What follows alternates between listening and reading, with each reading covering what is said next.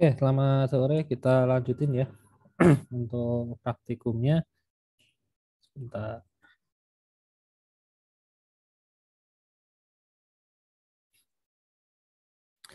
Kalau untuk praktikumnya itu di modul yang bab 3 ya. Bab 3 karena ya itu apa yang urutannya ada yang nggak sinkron ya. Karena ini masih ngikutin yang semester lalu ya. Dan semester ini diubah ya, yang analisis algoritma dimajuin jadi ada beberapa yang mundur ya. Tapi untuk yang minggu depan harusnya sudah urut sih. Oke, yang minggu ini itu modulnya yang bab 3 ya, kelas dan objek. Oke, ini teorinya nggak usah saya bahas panjang-panjang ya. Ini sama kayak yang tadi di kelas teori, intinya ada dua macam ya, paradigma pemrograman yaitu prosedural atau terstruktur. Yang kedua OOP ya. Presensinya, oh iya, presensi. Bentar, saya settingin dulu ya. Iya, kelupaan saya. Presensi, praktikum, presensi, tambah pertemuan.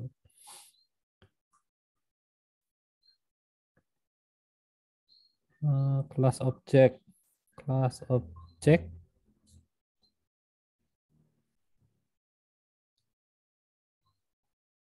sip, sudah saya buka ya. Saya lanjut lagi. Jadi ada dua paradigma pemrograman ya, yang terstruktur atau istilahnya prosedural ya, sama ini OOP ya, atau ini terjemahnya pemrograman berorientasi objek ya, berorientasi ya, oriented ya. Seringkali banyak yang salah ya, pemrograman berbasis objek ya. Seringkali ada yang nyebutnya gitu, tapi itu sebenarnya salah ya, karena yang benar orientasi ya, karena bahasa Inggrisnya object oriented ya. Object oriented bukan object based programming ya, object oriented programming. Ya, berikutnya langsung aja kita ke ini ya, namanya kelas ya. Tadi kan sudah tahu ya, kelas itu apa? Kelas itu template ya, template. Jadi template sebelum kita bisa membuat sebuah komponen ya, kita bikin kelasnya dulu ya, gitu. Nah, di Python itu untuk bikin kelas ya tinggal kita tulis aja kelas gitu ya. Kelas terus nama kelasnya apa? Misalnya mahasiswa. Lalu di dalamnya kita tinggal kasih atribut-atributnya. Gitu. Simple ya. Jadi misalnya saya punya ini desktop class object ya, .py. Jadi tinggal tulis aja kelas gitu, misalnya mahasiswa ya. Ya, dia punya atribut apa misalnya? NIM, nama IPK ya. NIM itu string ya. Nama it's IPK itu angka ya. Kayak gini. Seperti ini. Nah, ini kita bikin atributnya ya. Jadi atribut itu properti apa aja sih yang dimiliki oleh mahasiswa? Ya paling gampang itu variabel apa aja yang dimiliki oleh mahasiswa ya. Gitu yang menempel di mahasiswa. Kalau mau ditambahin bisa nambahin misalnya alamat ya, tanggal lahir, terus apalah alamat email, nomor HP dan seterusnya ya kalau mau. Pokoknya semua segala sesuatu yang berkaitan sama nilai ya atau value ya, dan disimpannya ke dalam sebuah variabel ya. Itu namanya atribut atau properti ya, gitu. Nah, kemudian objek itu adalah hasil implementasi dari kelas yang kita bikin ya. Jadi kita punya kelas mahasiswa ya, kita bisa bikin objek mahasiswa dari situ ya. Gitu. Ya tinggal mahasiswa M1 gitu misalnya ya. Ya tinggal kayak gini aja ya. Nanti ada mahasiswa M2 ya sama caranya begini ya. Nah, ini proses pembuatan objek mahasiswa ya. Gitu caranya. Oke, kemudian apa lagi nih? Oh ya, kalau mau ganti ngisi propertinya bisa langsung ya. Misalnya saya punya M1 ya. M1 nih mahasiswa satu maksudnya. Kita mau ngisi NIM nama IPK ya tinggal ini ya, M1 titik NIM terus M1 nama ya, lalu M1 IPK ya. Nah, seperti ini misalnya. Kalau saya print bisa nggak ya? Kita coba aja langsung saya print M1, keluarnya objek ya, nggak kebaca ya. Beda dengan kalau misalnya kita bikin pakai list atau map atau tuple ya atau set, kan bisa kelihatan isinya. Nah, kalau ini enggak ya. Ini cuman kelihatannya objek. Nggak kelihatan propertinya apa aja. Ya berarti harus di print satu-satu ya. Ini saya print name-nya, lalu saya print namanya, lalu saya print IPK-nya ya. Nah, ini keluar ya. Ini hasilnya. Gitu. Simpel ya. Ya sebenarnya anu kan. Ini tuh agak-agak mirip dengan map ya, map lagi. Agak mirip dengan dictionary ya. Dictionary. Kan kita kalau pakai dictionary bisa aja kita bikin seperti ini kan. Misalnya M2 gitu ya. Eh, Langsung aja dictionary begini. Name gitu misalnya. Eh, Kan bisa ya bikin kayak gini ya. Pakai dictionary ya. Koma, nama, Bambang, PK 3,5. Nah, ya kan konsepnya kan hampir sama, ya kan? Lalu ketika kita ngeprint, ya kita tinggal M2 apa? NIM M2 nama M2 IPK. Nah, kayak gini. Saya print. Nah, sama kan hasilnya mirip-mirip. Beda dikit lah. Kalau ini kan harus didefinisikan dulu, ya kan? Variabel-variabelnya, ya. Kalau dictionary itu konsepnya ini bukan variabel tapi ini indeks ya. Ini indeks name, ini indeks nama, ini indeks IPK. Kalau ini kan ini variabel ya, variabel name, variabel nama, variabel IPK. Gitu. Sekilas mirip tapi berbeda. Oke. Ya kalau kebutuhannya hanya untuk menyimpan informasi seperti ini, ya kalau saya bilang kita nggak butuh yang namanya kelas dan objek. Ya. Terus kelas sama objek bisa ngapain? Nah, kelas sama objek itu bisa punya namanya method. Itu yang nggak bisa dimiliki oleh dictionary seperti ini. Ya. Bisa nggak dictionary kita misalnya apa namanya bikin function ya, def function namanya info gitu, ya kayak gini nggak bisa pasti error kan. Kalau di sini bisa ya, kalau di kelas ini bisa kita bikin function ya info gini bisa ya gitu self nah kayak gini print. Nah ini bisa kita bikin metode di sini bisa ya bikin function-function di dalam kelas itu bisa. Kalau di sini nggak bisa ya di dictionary nggak bisa. Bedanya di situ ya. Itulah kenapa tetap ada keterbatasan kalau pakai dictionary buat nyimpen seperti itu ya. Disitulah kita harus beralih ke dalam kelas ini ya. Gitu. Oke, yang pertama tadi sudah kita bahas ya atribut itu ya ini tadi name nama IPK itu atribut. Kemudian berikutnya metode. Nah, metode tuh ini contohnya function ya yang ada di dalam sebuah kelas itu namanya metode ya. Kayak gini. Misalnya saya untuk ngeprint name nama IPK saya nggak perlu panggil satu-satu seperti ini ya. Repot karena kalau misalnya saya punya dua mahasiswa ya. Nah, saya punya eh, apa namanya? Mahasiswa yang kedua di sini. Saya ganti dikit.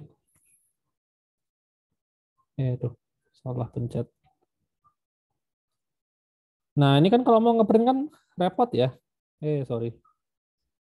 Saya harus ngetikin M2 titik nim, koma, M2 titik nama, koma, M2 titik IPK. Nah, susah ya. Repot.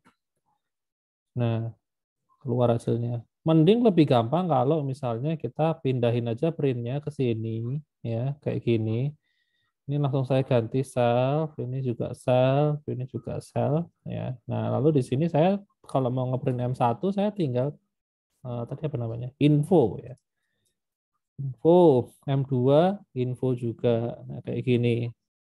Nah, sama hasilnya, ya. Lebih mudah kayak gini, ya. Gitu. Oh iya, function di sini kalau kita bikin function di dalam sebuah kelas itu harus ada parameter namanya self ya. Harus ada. Fungsinya buat apa? Fungsinya buat mengakses atribut yang ada di sini. Ya.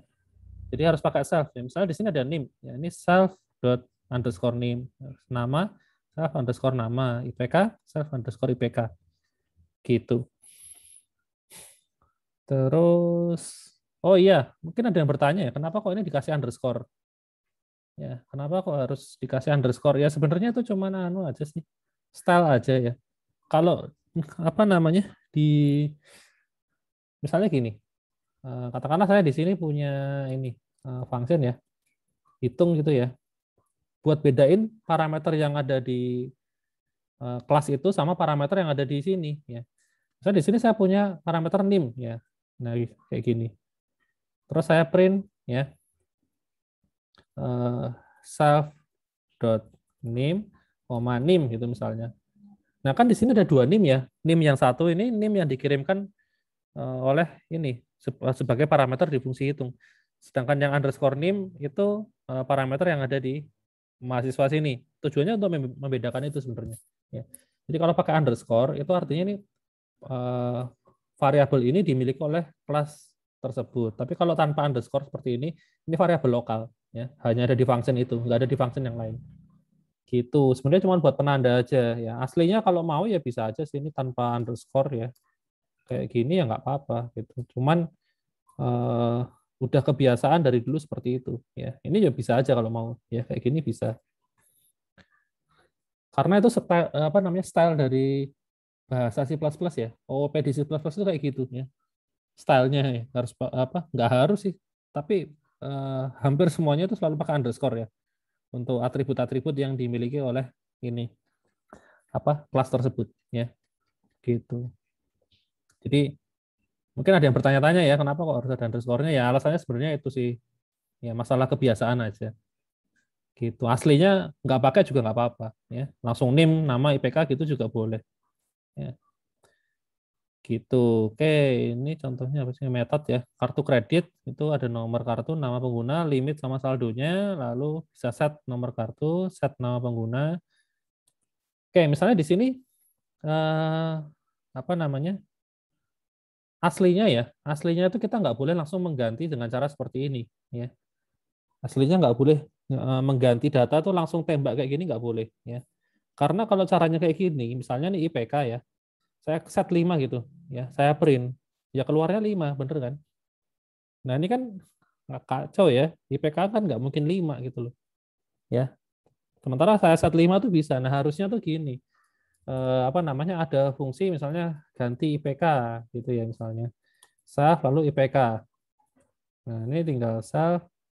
Nah, di sini kalau kita misalnya ngeset IPK-nya itu pakai fungsi seperti ini contohnya, kita bisa cegah ya, if misalnya IPK lebih dari 4 ya. Gini aja IPK lebih dari 0 dan ya n IPK kurang dari 4 ya, kurang dari sama dengan lebih dari sama dengan. Oke, maka save.ipk sama dengan IPK. Nah, misalnya kayak gini. Jadi sebenarnya ini kita nggak boleh ganti dengan cara seperti ini. Harusnya ini pakai fungsi ya ganti IPK gitu. Seandainya IPK ini saya set ya 5 gitu ya. Nah, hasilnya apa? Hasilnya 0 ya. Karena 5 itu kan bukan angka yang valid ya. Jadi ketika disimpan di sini dicek, oh 5 kan nggak memenuhi syarat ini. Ya udah nggak disimpan. IPK-nya tetap 0 ya gitu. Kalau saya set 3,5 gitu misalnya, nah itu baru bisa harusnya ya. Ini saya set 3,5, nah ini baru keluar hasilnya. Gitu. Nah, inilah yang sebenarnya disebut konsep enkapsulasi tadi itu ini ya. Enkapsulasi itu kita melindungi properti yang ada di sini supaya nggak bisa diotak-atik sembarangan ya. Caranya gimana? Caranya ya ini ya, pakai fungsi ya. Untuk mengganti sebuah nilai itu kita harus pakai function, ya pakai metode supaya bisa dicek ya, divalidasi dulu ya. Angkanya memenuhi syarat nggak? Kalau memenuhi syarat ya baru disimpan ya, tapi kalau enggak ya jangan disimpan. Gitu ceritanya ya. Itu yang namanya konsep enkapsulasi itu kayak gitu. Oke. itu tentang metode ya. Kemudian sampai sini ada mau ditanya dulu nggak tentang atribut sama metode dari sebuah kelas?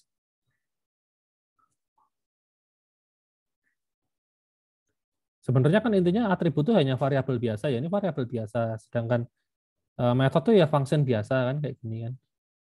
Ya itu tadi paling yang perlu diperhatikan kalau dalam sebuah kelas bikin function itu parameter pertama tuh harus ini ya, self ya. Self ini juga ada, juga ada. Dan waktu manggil itu self itu sebenarnya nggak ada ya. Contohnya ini, ketika saya definisikan function info kan dia harusnya ada parameter self ya. Tapi waktu manggil nggak ada ya. Di sini kosong.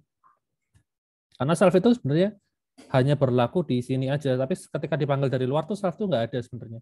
Termasuk ketika ganti IPK ya, ganti IPK kan parameter pertamanya self ya, parameter keduanya IPK, tapi kan yang selfnya kan diabaikan. Jadi ketika saya ngirim, di sini saya ngirim parameter ya masuknya langsung ke yang belakang, yang IPK. Gitu cara kerjanya ya. Self-nya ini itu nggak kebaca kalau di luar sini ya, di luar function itu nggak kebaca. Gitu. Tapi harus ada ya ketika deklarasi function itu harus ada self-nya. Gitu. Oke, ada yang mau ditanyain dulu nggak?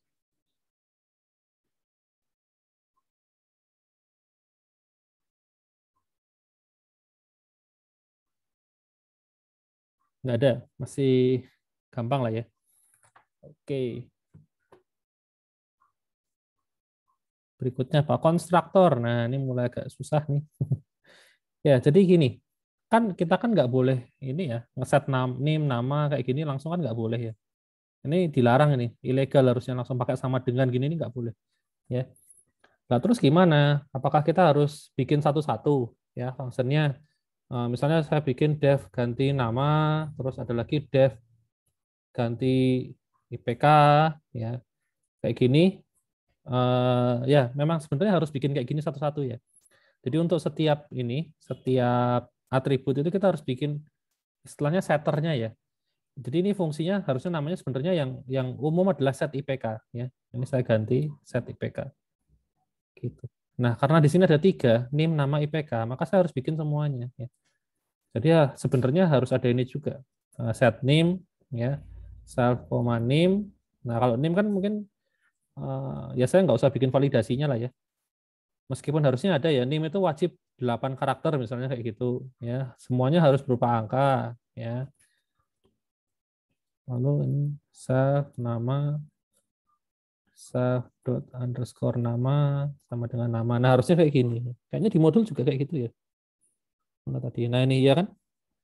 Di sini ada nomor kartu, nama pengguna, limit sama saldo. Nah, berarti sini ada set nomor kartu, set nama pengguna, terus ada juga get ya. Get itu buat ngambil ya, isinya return. Jadi kalau di sini ada tiga atribut ya harusnya minimal ada tiga setter sama tiga getter ya. Getternya itu ya cuma buat ngambil. Jadi misalnya get name ya itu isinya cuma return save ini name misalnya kayak gitu. Lalu untuk nama ya. Nah inilah yang sebenarnya bikin apa programming kalau pakai OOP itu jadi panjang ya. Ya karena kebanyakan kayak ginian ya. Kok ini return ya, return save dot nama. Lalu ini get IPK,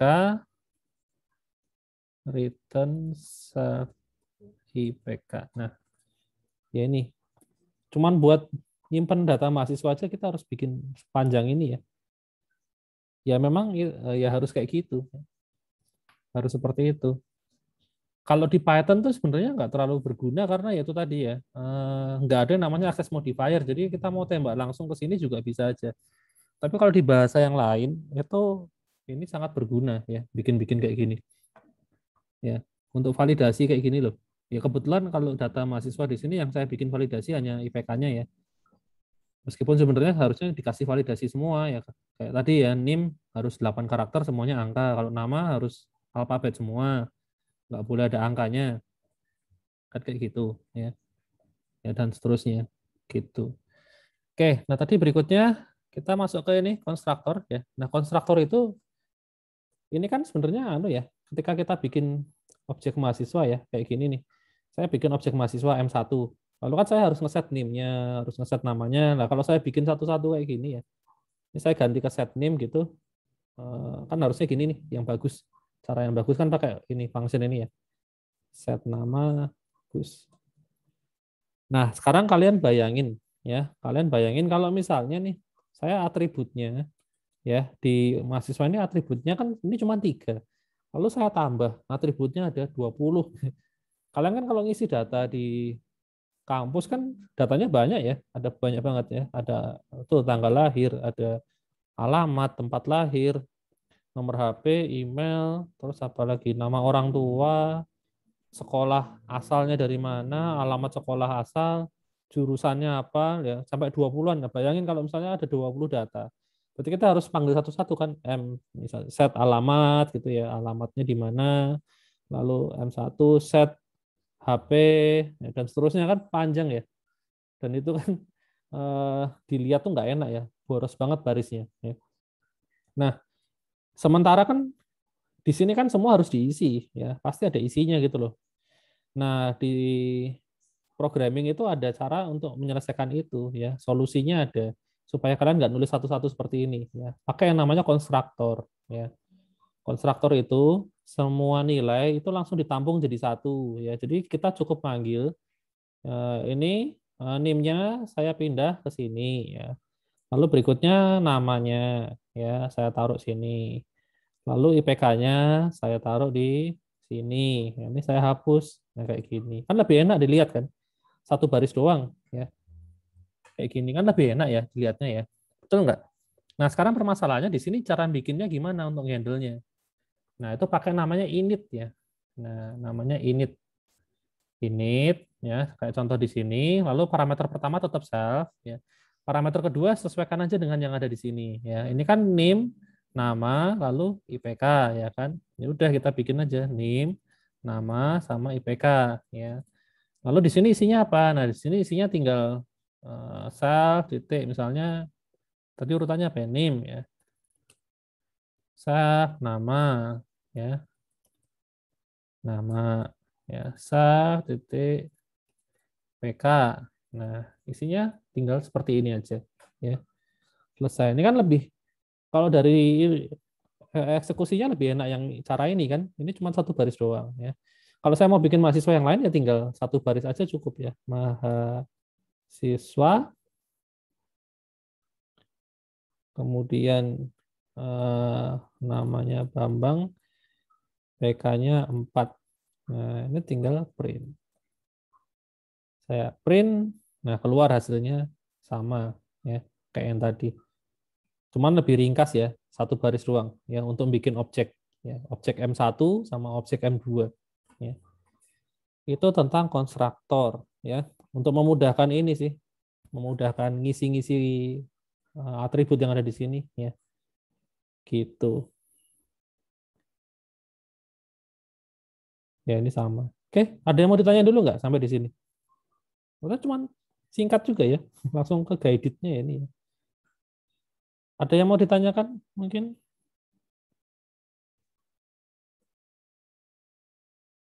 Jadi sebenarnya sederhana ya, di dalam sebuah kelas itu kita hanya tinggal bikin atribut, bikin function, sama jangan lupa ada konstruktor. Nah, ini konstruktornya seperti ini. Namanya selalu ini ya, init. Ya. Init. Cara manggilnya ya ini waktu kita instansiasi objeknya ya, kan kita sebutin nama objeknya ya, nama kelasnya ya, kelas mahasiswa. Lalu di dalamnya, nah ini akan dikirim ke konstruktor yang ada di sini ya, dikirim ke konstruktor. Gitu cara kerjanya ya.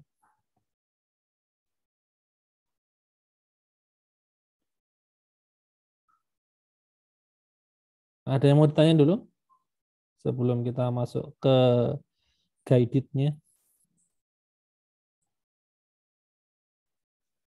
Pak, saya mau tanya. Oke. Untuk yang apa ya, yang inisiasi segala itu di dalam dev ini ada urutannya apa enggak tuh, Pak? Atau Gimana? Di ini sini. ya? Nah, ini ada Hah? urutannya apa enggak? Urutan yang mananya? Urutan setelah setelah kelas membernya ini. Ini Nah, atribut ya ini kok. setelah ini tuh yang selanjutnya, yang dev, init, dan selanjutnya ini ada Oh, ini urutannya urutannya. kan? Iya, Nggak ada. Ini mau kamu tukar-tukar boleh ya. Devnya init saya taruh di tengah-tengah. Ini maksudnya apakah harus menyesuaikan yang di sini gitu maksudnya ya? Jawabannya ya, enggak ya. Misalnya di sini kan saya deklarasinya NIM nama IPK. Lalu kan saya bikinnya NIM nama IPK kan. Nah, enggak harus ya. Ini mau NIM-nya saya taruh bawah sendiri misalnya, enggak masalah ya. Di paling bawah nih ya, saya run ya tetap jalan gitu. Ini bolak-balik boleh kok gitu. Tapi ya itu biasanya paling ini untuk atribut biasanya selalu di atas ya, paling atas. Meskipun saya di sini saya taruh paling bawah ya misalnya ya. Saya taruh paling bawah, saya jalanin bisa juga. Ya. Jadi atributnya tuh di atas nggak ada, padahal kita sudah akses ya. Nih kita ngeprint NIM nama IPK, NIM nama IPK-nya aja kita belum bikin ya. Kita taruh di paling bawah sini ya. Saya jalanin tetap bisa ya. Nggak ada urutannya ya. Ini nggak ada urutannya, bebas sembarang gitu. baik, Pak. Terima kasih, Pak. Oke, sip ya. Cuman ya itu biasanya memang konstruktor itu paling atas ya, selalu paling atas ya. Jadi, oh sorry, paling atas itu atribut pasti ya. Jadi deklarasi atribut semuanya deklarasikan di sini. Nah kalau sudah biasanya konstruktor duluan ya, selalu konstruktor duluan biasanya ya. Tapi ya tadi kita buktikan di bola-balik sebenarnya juga nggak apa-apa sih. Mau taruh paling belakang ya boleh aja gitu. Lalu untuk function ini juga nggak ada urutannya ya, ditukar-tukar boleh ya. Ini name-nya saya taruh bawah bisa, namanya saya taruh paling atas juga bisa ya, bebas gitu. Tidak ada aturannya. Nah, biasanya gini, kalau kalian pakai IDE ya, saya nggak tahu sebentar kalau di sini bisa nggak sih? Kayaknya nggak bisa ya. VS Code ya. Sebentar, fiturnya. Kode. Oh, nggak ada. Jadi gini, kalau kalian pakai IDE ya, kalau Python tuh apa ya IDE-nya ya? Python, PyCharm ya, PyCharm bisa pakai PyCharm gitu. Nah, kalau pakai kayak IDE, kayak PyCharm atau semacamnya gitu, misalnya nih kalian deklarasikan ini apa namanya atributnya ya, ini nama IPK. Nah nanti di sini ada menu ya, kalian bisa langsung generate getter sama setter. Ya. Jadi secara otomatis akan dibikinin ini, set name, get name-nya dibikinin, terus set nama, get nama dibikinin, ya set IPK sama get IPK otomatis dibikinin ya. Kalian cukup mendeklarasikan ininya aja atributnya. Karena kan sebenarnya kan ini anu ya, bisa dibikin otomatis kan, wong isinya juga cuma kayak gini, ya kan. Set name itu isinya nerima name, kemudian di set name-nya. Terus kalau get name itu cuma return name-nya, ya udah gitu aja, ya. Nama juga sama kan? Nama nerima nama terus di set namanya kan formatnya selalu sama ya, bentuknya sama. Jadi bisa dibikin otomatis. Gitu. Jadi biasanya tinggal bikin ini atributnya apa, lalu ada untuk generatornya ya. Di generate itu langsung keluar semua setter sama getternya. Gitu. Kalau pakai IDE, kalau VS Code nih kayaknya nggak ada sih saya. Karena VS Code bisa dipakai untuk semua bahasa. Masalahnya kan di situ ya. Kalau IDE kan spesifik biasanya ya. PyCharm itu ya cuma buat Python ya. Terus kayak misalnya apa? Eclipse for Java ya bisa untuk Java ya. Meskipun Eclipse untuk C++ juga ada sih. Gitu. Ya itulah. Kalau kan anu ya ada dua macam kan untuk bikin program itu kan bisa pakai IDE sama text editor. Kalau VS Code ini sebenarnya saya sebutnya ini text editor, cuman agak canggih aja dia bisa dipasangi plugin ya. Tapi sebenarnya ini levelnya text editor ya, belum sampai ke IDE. IDE itu lebih tinggi ya. Integrated Development Environment ya. Jadi ya biasanya spesifik untuk satu bahasa pemrograman aja. Tapi fiturnya lengkap ya. Gitu. Karena mungkin kan males ya bikin kayak gini satu-satu ya. Set name, set nama, get nama. Bayangin ya kalau misalnya ini atributnya ada 20 ya, kayak saya bilang tadi ya ada 20. Kalian kalau harus ngetik satu-satu kayak gini, set name bikin, get name bikin, ada 40 function yang harus dibikin ya. 20 setter sama 20 getter kan capek bikinnya kan. Nah itu. Makanya ada bisa dibikin otomatis ya aslinya kalau pakai IDE ya. Tapi kalau di sini nggak bisa. Gitu. Oke, ada lagi yang mau ditanyakan mungkin sebelum masuk ke guide-nya. Ini guide-nya ngapain sih ini? Buat kelas lingkaran, menggambarkan bentuk dua dimensi. Oke, kelas lingkaran, hitung luas, hitung keliling. Oh, hitung jarak ya.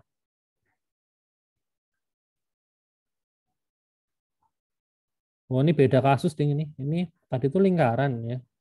Ini lingkaran. Selesai sampai di sini ya. Lalu ada titik ini beda lagi. Beda kasus. Oke. Ada yang mau ditanya dulu?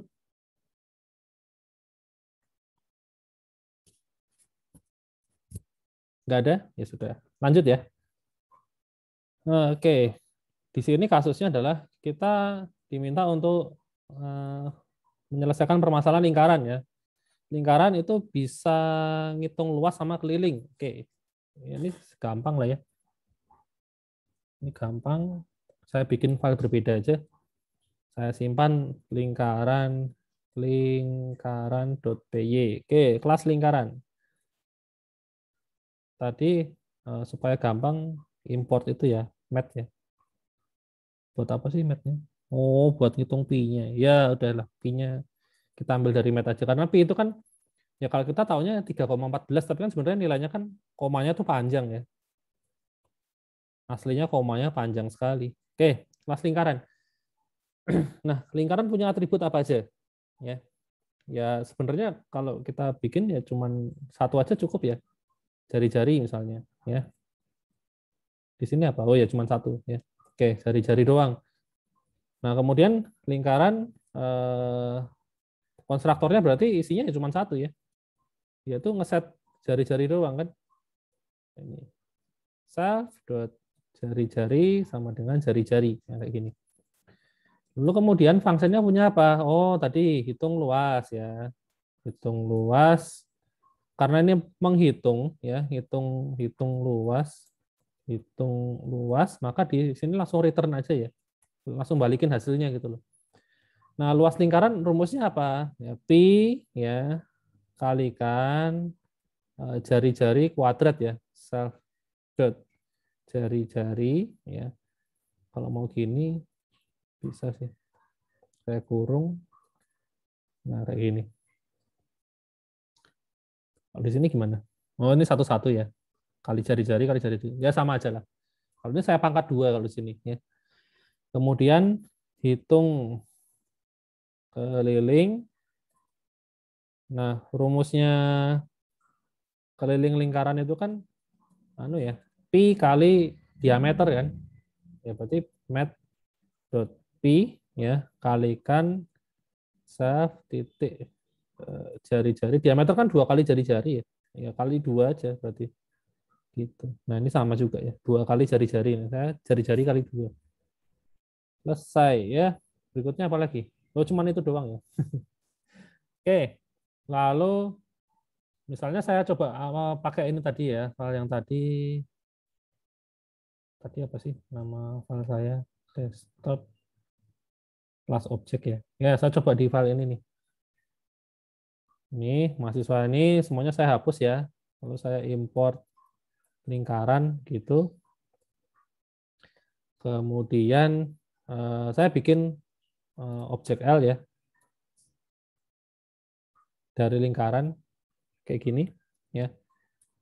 Ini lingkaran ini kan karena ini ya nama filenya kan lingkaran ya kan. Nah, di dalam lingkaran ini ada kelas lingkaran kan seperti ini gitu.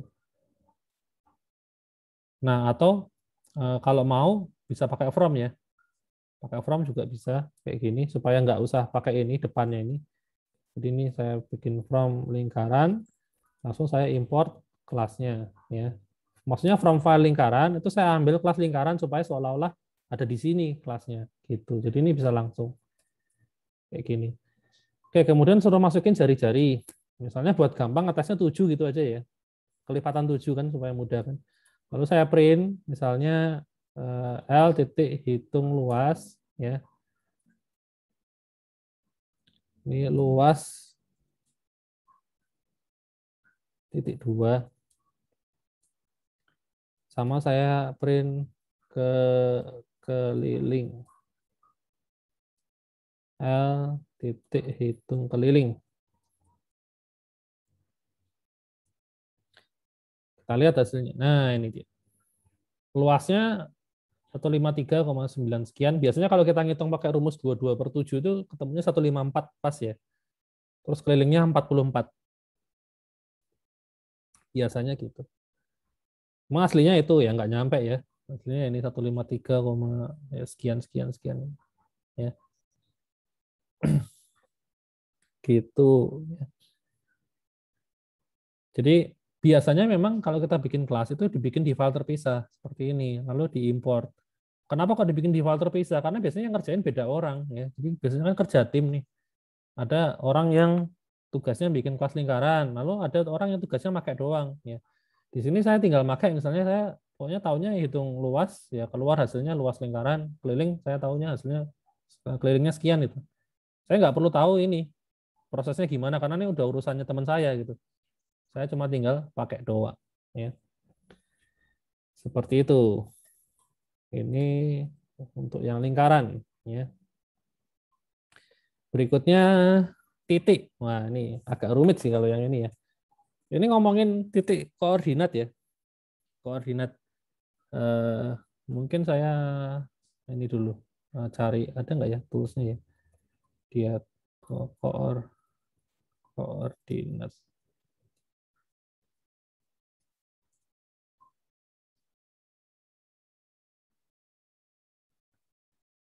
Nah, ini.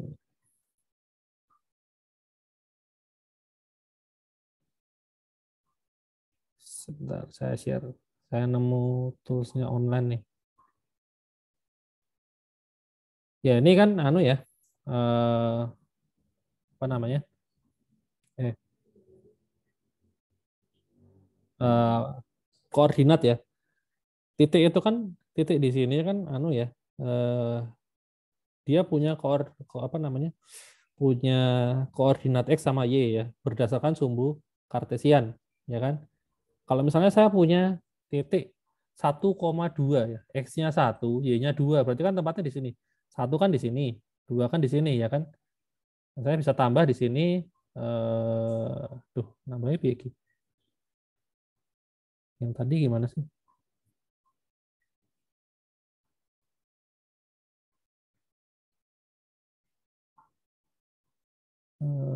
Wah, rumit sekali, ini apa ini?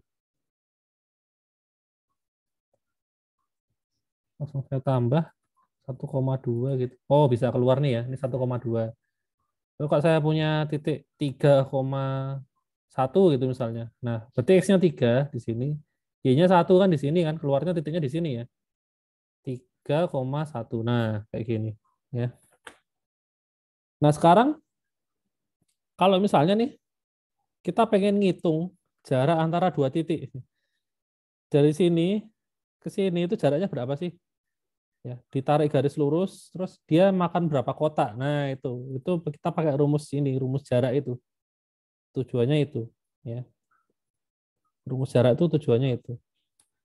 Oke, sebenarnya ya aslinya ya jarak ini itu bisa kita hitung ya pakai rumus Pythagoras ya kan. Kok bisa? Caranya gimana? Ya anggap aja ini sebuah segitiga ya. Alasnya dari sini sampai sini itu alasnya. Tingginya dari sini sampai sini, ya kan? Nah, berarti kan ini panjangnya berapa nih? Dari titik satu ya. Berarti satu kotak, dua kotak, tiga kotak, empat kotak. Alasnya empat ya. Tingginya 2 ya. Nah, berarti kan 4 ke apa namanya? eh, apa namanya? Alas kuadrat tambah tinggi kuadrat lalu diakar kan ketemu tuh. Ya kan? Harusnya kayak gitu. Oke, misalnya saya hitung pakai kalkulator aja ya. Tadi kan ini mana tuh? Ini kan 4 alasnya ya. Lalu tingginya eh, 2. Ya, kita bisa ngitung panjang ini pakai rumus Pythagoras ya. Jadi alasnya kan 4 kan dikuadratin 16 ya. Ditambah tingginya kan 2 ya. Tingginya 2. Berarti 2 kali 2 4 ya. Berarti 20 ya. Totalnya 20. Nah, sekarang 20 di akar. Nah, berarti jaraknya ini ya 4,472 sekian. Nah, kayak gitu. Ya. Ini jarak jarak dari sini ke sini itu 4,472 sekian. Ya. Nah, sekarang kita mau bikin programnya ya. Programnya nginputin ada 2 titik lalu ngitung jaraknya. Ya, ceritanya gitu. Jadi pertama-tama kita harus bikin dulu kelas titik ya. Kelas titik, aduh. Titik titik.py kelas titik ya. Kelas titik punya 2 atribut ya, x dan y.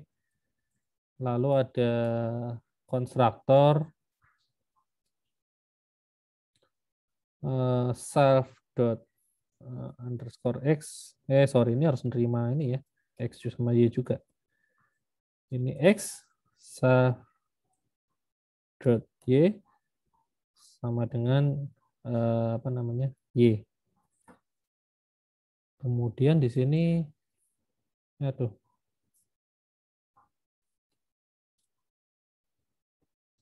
di sini apa aja sih?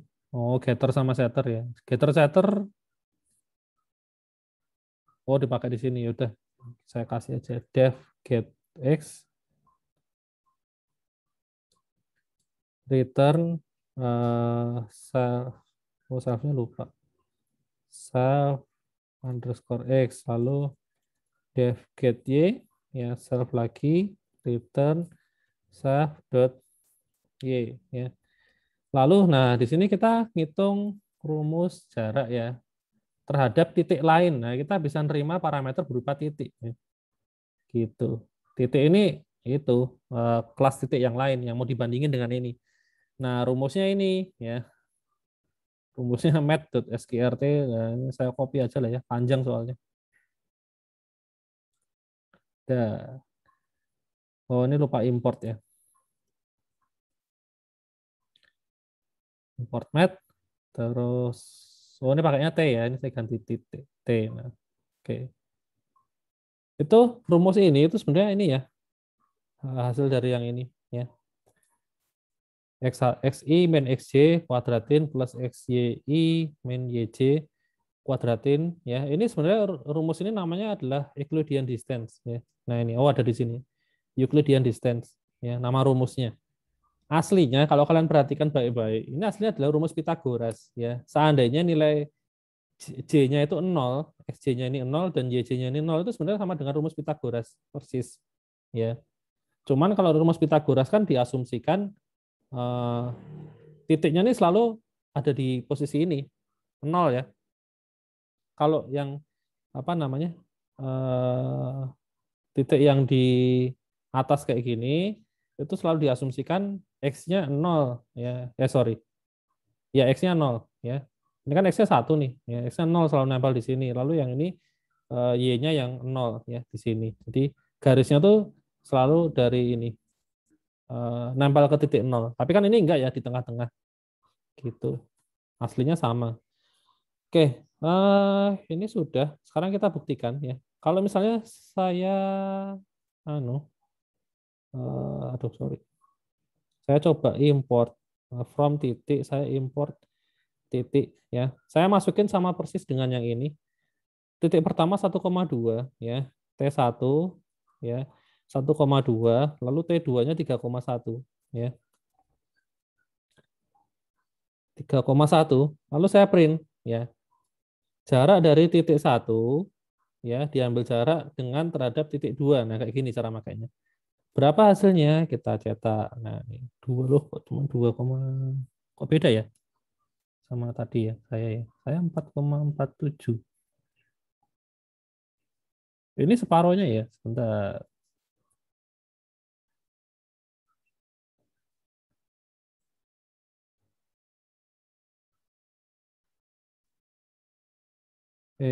Kok ini sih? Kayaknya saya yang salah hitung tadi ya. Oh iya, kalau dihitung ya cuma 2 koma ya. Eh, eh, eh, tadi mana kalkulator? Iya, kayaknya tadi saya salah ngitung ya. Harusnya akar 10 ya.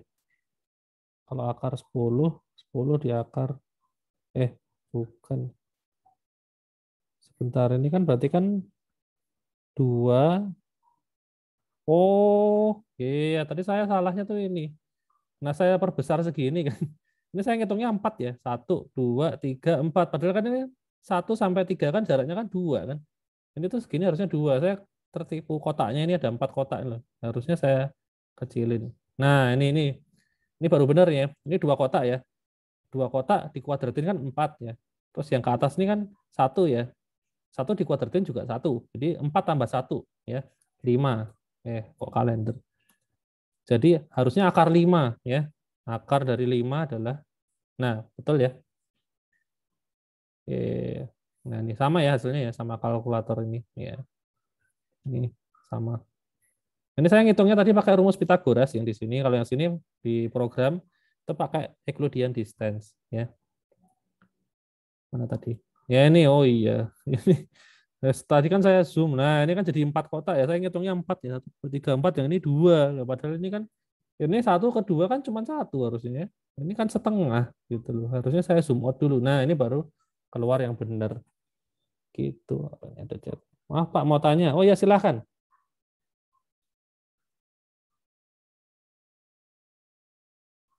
Siapa tadi namanya? Christian. Christian Kesit. Mau tanya apa?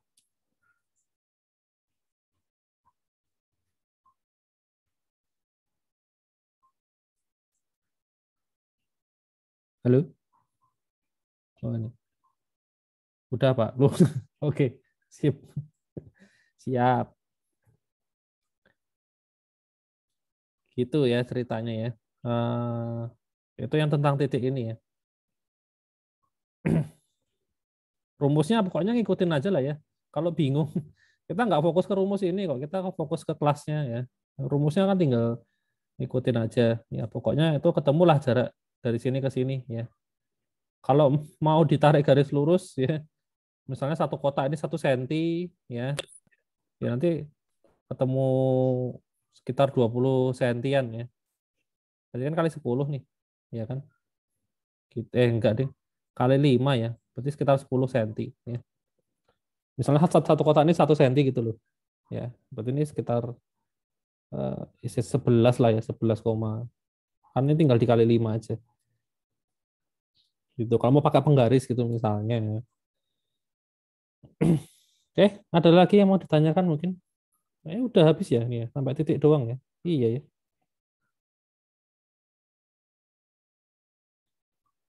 Ada yang mau ditanyakan? Untuk unguided, ini oh iya, ini pertemuan 5 ya. Berarti kalian sudah harus mengumpulkan itu ya. Laporan apa? Laporan praktikum ya. Sebentar.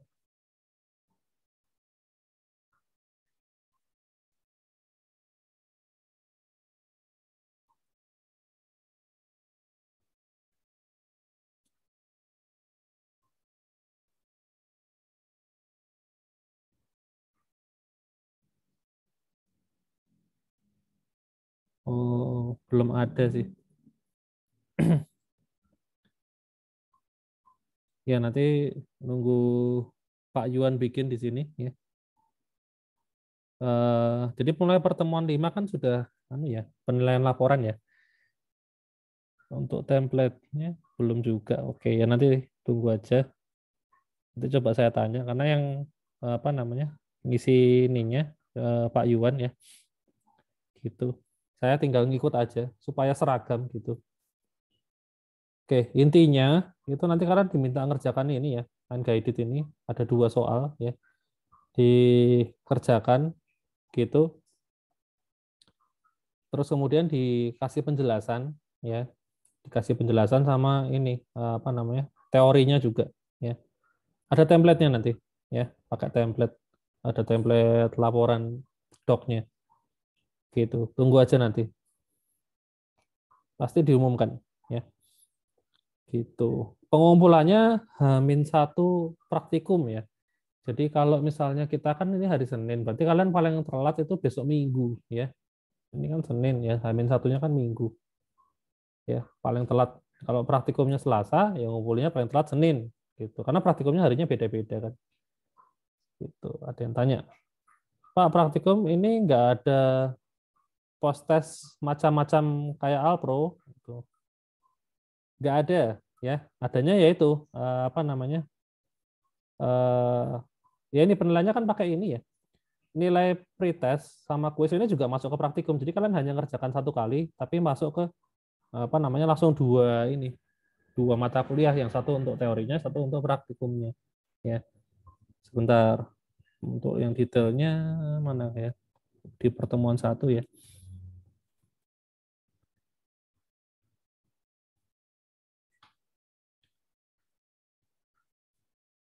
Oke, nah ini ya, ini poin penilaiannya. Praktikum itu pretest, kuis. Nah, kan ini juga sama ya. Untuk yang kelas teori, pretest, kuis. Jadi sebenarnya yang dikerjakan untuk pretest sama kuisnya ya hanya dari mana? Ini aja ya, pretest sama kuisnya. Ini udah masuk ke dua mata kuliah sekaligus ya. Gitu. Lalu tambahannya adalah laporan. Laporan itu mulai dari pertemuan yang ini, pertemuan 5 ini ya. Nah, ini ada laporan ya di sini. Sampai selesai ya, sampai akhir. Gitu. Jadi memang sejak ini ya, sejak apa namanya? Kalau dulu waktu waktu apa? Tatap muka itu masih pakai ada post test itu ada sih. Karena kan kita langsung ya di lab ya, langsung di lab gitu. Jadi ini biasanya eh, sekitar 45 menit atau 1 jam terakhir itu dipakai buat mengerjakan post test. Post testnya bentuknya langsung kerjakan di situ ya. Seperti itu. Nah, kalau ini online ya kan susah ya ngawasinya ya. Jadi kalau misalnya saya suruh mengerjakan, ayo kita mulai prosesnya sekarang gitu kan misalnya ya bikin program ya prosesnya tuh bikin program ya selalu bikin program namanya praktikum kok ya kan ya susah ngawasinya karena kan saya nggak bisa lihat kalian langsung ya gitu. Jadi kalian mau kerjasama apa gimana itu saya juga nggak tahu gitu loh. Tapi kalau di lab langsung kan bisa kelihatan ya nggak mungkin kerjasama gitu ya. Jadi kalau mau dibikin kayak gitu rasanya ya agak agak sia-sia aja gitu. Jadi ya udahlah mending bikin ini aja, laporan aja. Dan gini, kalau laporan kan kalian harus menulis ya, harus menulis ada penjelasannya pakai kata-kata gitu. Kalau copy paste pasti kelihatan ya. Jadi kalian hanya copy punya teman, di copy semuanya taruh tempat kalian pasti kelihatan. Nah itu langsung dapat 0 ya. Jadi untuk laporan itu kalian harus tulis pakai bahasa kalian sendiri. Ya. Nggak usah peduli benar apa salah, karena sebenarnya kita nggak menilai benar atau salahnya kok. Ya. Penjelasannya benar salah, ya bodo amat, yang penting udah ada usaha lah ya. Kelihatan ya tulisan yang dibuat pakai pakai usaha sama yang seadanya itu kelihatan. Ya. Gitu. Karena saya sudah biasa menilai ya. Saya kan udah lama jadi dosen, tahu lah ya gitu. Ini tulisan orang yang niat, ini yang enggak itu kan kelihatan ya. Ini tulisan yang kopas, ini yang enggak itu juga kelihatan ya. Kalau kalian hanya cari penjelasan di internet, di copy, taruh itu pasti kelihatan ya. Gitu. Nah, intinya yang kami mau itu ya kalian ini kan ya. Sebenarnya kan tujuannya kan ini unguided ini kan kalian nyoba. Terus kalian dapat apa sih dari sini? Nah, itu yang kalian laporin gitu loh. Intinya tuh itu. Ya. Jadi kami sebenarnya cuma pengen tahu kalian dapat apa sih gitu loh. Ada gunanya nggak sih ini? Kayak gitu aja. Ya. Kami nggak butuh jawaban benar apa salah gitu. Buat apa gitu kan? Apa namanya? Kalau suruh jawab doang ya kami juga bisa gitu kan. Kayak gitu. Ya. Jadi yang butuh justru kalian gitu loh. Ya, intinya kayak gitu. Jadi ya itu memang laporan kelihatannya gampang gitu ya. Tapi jangan disepelekan ya intinya ya. Gitu. Kerjakan sendiri ya semampu kalian ya. Yang penting kalian berusaha ya. Nggak usah peduli bener salah ya. Kayak gitu. Itu laporan ya. Nanti coba saya tanya ya, belum diupload template-nya ya. Kalau di sebentar saya cek yang semester kemarin template. Nah, ini ada ini template-nya ya. Saya coba buka ini yang semester kemarin ya. Tahun lalu, Ding. Gasal 2020-2021. Nah, ini template laporan praktikum ya. Kayak gini. Ini pertemuan nanti silahkan diganti. Pertemuan 1, 2, 3. Ini kan kita langsung mulainya pertemuan 5 ya. Berarti ini langsung 05 gitu ya. Ini judulnya juga disesuaikan kalau misalnya hari ini kelas dan objek. Nah, misalnya seperti itu. Lalu ini namanya minnya. Nah, ini bagian 1 ya. Tuliskan materi praktikum yang dibahas. Gunakan kalimat sendiri, jangan copy paste ya. Jadi pertemuan 5 ini bahas apa sih gitu loh. Kan kelas dan objek. Nah, isinya tuh ngapain? Nah, kalian tulis ya. Kalian dapat apa ya? Seperti itu. Itu bagian 1. Nah, bagian 2, nah ini jawab soal latihan mandiri. Jadi kalian bagian kedua baru jawab ini ya. Yang unguided itu dijawab di sini. Ya, di bagian 2. Tuliskan jawabannya ya, sertakan source code-nya pertama. Terus kalian run source code kalian, lalu tunjukin hasilnya ya. Lalu jelaskan alurnya ya. Nah, ini yang nggak akan mungkin sama ya, setiap setiap setiap mahasiswa itu pasti beda-beda ya. Alur itu mungkin alur intinya sama, tapi program tuh nggak mungkin sama persis sih harusnya ya. Harusnya sih nggak mungkin sama persis ya, gitu. Terus penjelasannya juga, jadi misalnya nih seandainya programnya pun sama ya, karena mungkin programnya sederhana, katakanlah ngitung luas segitiga, ya udah cuman gitu doang, setengah alas kali tinggi selesai gitu ya. Tapi harusnya tulisan untuk penjelasannya beda-beda, ya nggak mungkin bisa sama persis ya. Makanya ketika kami menemukan ada laporan yang tulisannya kok ini sama plek dengan yang lain, ya ini sudah pasti kopas ya. Penjelasan tuh nggak mungkin sama persis kan ya. Gitu. Meskipun programnya sama ya, tapi penjelasannya harusnya nggak mungkin sama ya. Gitu. Lalu, nah berikutnya ini bagian yang ketiga ya, agak sedikit merepotkan adalah buat soal sendiri ya. Nah ini juga harusnya nggak mungkin sama ya tiap tiap apa mahasiswa. Jadi bisa jadi yang unguided, oke lah masih sama gitu ya, karena programnya sederhana ya. Cuman memang solusinya nggak terlalu banyak ya, kayak ngitung luas tadi ya, pasti hampir-hampir sama. Tapi di sini ya bikin soal sendiri. Nah ini mustahil untuk sama ya, antara satu anak dengan anak yang lain pasti berbeda ya. Gitu. Jadi kalian bikin ada 3 soal ya.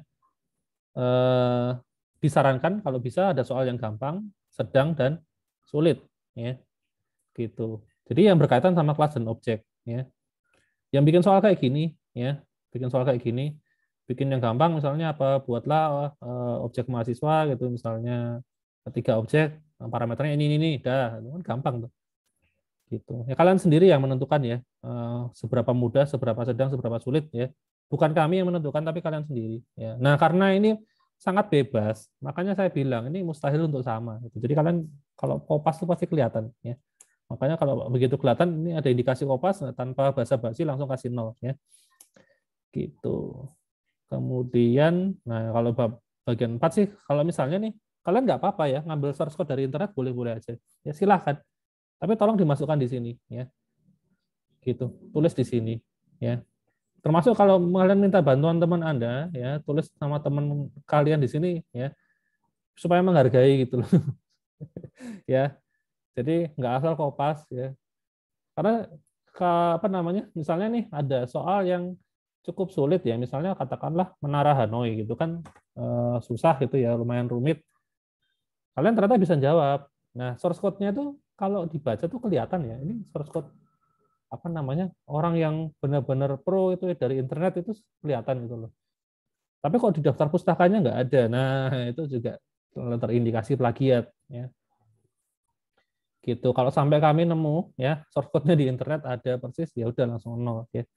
Gitu. Jadi kalau kalian nemu ada sumber ya, sumber referensi, masukin aja nggak apa-apa ya.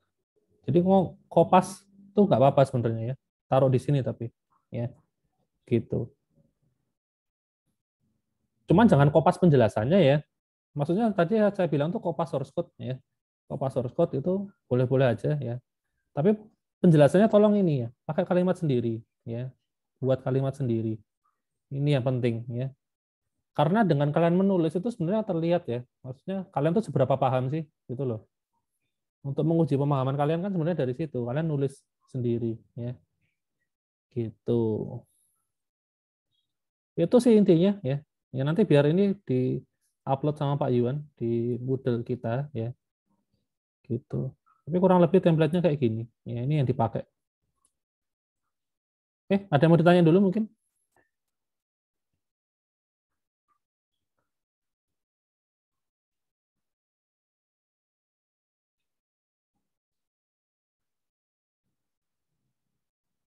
Adakah yang mau ditanyakan?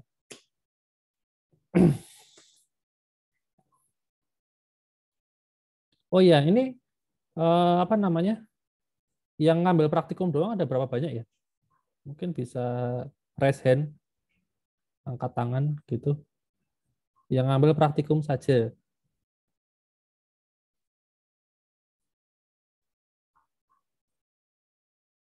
Raise hand tuh ini ya. Nah, saya raise hand. Kelihatan nggak? Ada tombolnya ya, reaction terus raise hand. Nah itu. Yang ngambil praktikum doang ada berapa banyak? Tanpa teori ya?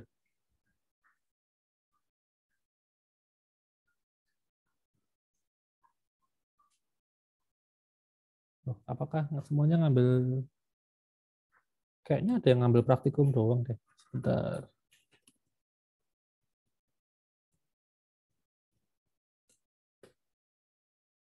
Struktur data grup B, peserta itu 34. Praktikumnya tuh seingat saya beda. 32. Oh, ya mungkin malah ada yang ngambil teori doang ya. Oke. Enggak, saya mau ini, apa namanya, nawarin aja. Kalau kelasnya dimajuin gimana? Langsung nyambung gitu dengan teorinya. Biar selesainya lebih cepat. Karena, apa namanya, kebetulan saya mulai minggu depan tuh jam 4 tuh ada urusan. Ya, gitu. Harus jemput anak. Jadi, pengennya ya sekitar jam 3.45 kita udah selesai gitu. Ya, selesainya lebih cepat. Jadi, kan kelas kita kan 75 menit ya kan, dari jam setengah 2 ya, setengah 2 mulai kira-kira sampai jam 2.45 langsung nyambung ya gitu. Nah, takutnya kalau ada yang ngambil praktikum doang, dia pas yang sesi sebelumnya ada kelas yang lain gitu loh. Tapi kalau apa namanya, kalian ngambilnya sepakat ya, teori praktikum harusnya bisa semua ya, atau ada yang nggak bisa? Karena kan sebelum ini kan, kalau yang ngambil praktikumnya sepakat pasti sebelum ini kan kelas teorinya kan gitu. Gimana? Bisa ada yang nggak bisa mungkin. Oke, kayaknya bisa semua lah ya.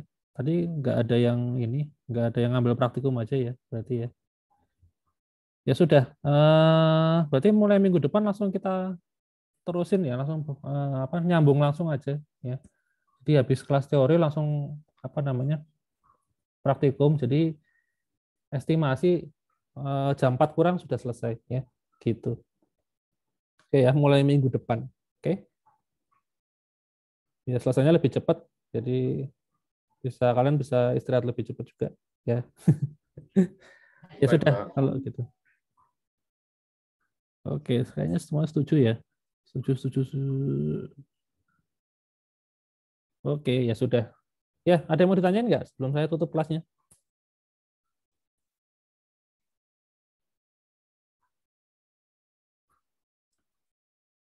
Nggak ada. Ya sudah, kalau nggak ada, mulai ini ada latihan apa, praktikumnya. Praktikum, laporan praktikumnya. Silahkan dikerjakan. Oke, ya. Ya, oke kalau gitu kita sampai ketemu lagi minggu depan ya. Oke, thank you semuanya. Makasih, Pak. Makasih, Makasih, Pak. Pak.